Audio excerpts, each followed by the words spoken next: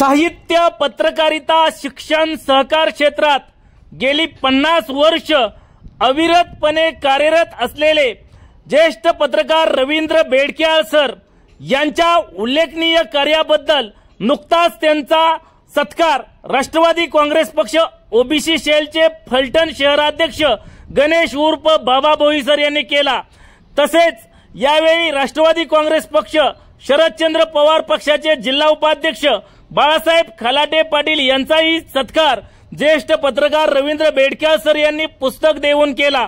यावेळी मुख्याध्यापक प्रदीप चव्हाण सर, त्याचबरोबर मुख्याध्यापक मनीष निंबाळकर सर, मुख्याध्यापक बिवा जगताप सर, अमर शेंडे सर आदी मान्यवर यावेळी उपस्थित होते।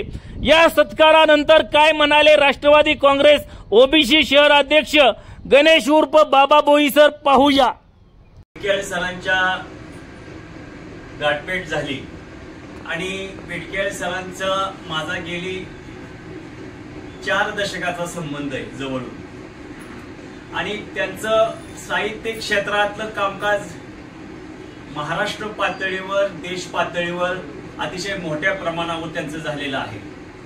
त्यानंतर जांभेकर शास्त्रींचा जो मोठा स्मारक कोकणामध्ये जे उभारलेलं आहे त्याचं संपूर्ण योगदान महाराष्ट्र शासनाचे पतंगरावजी कदम त्या काळातले महसूल मंत्री होते, पतंगराव कदम हे त्यांचे मित्रच आहे, मित्र समान।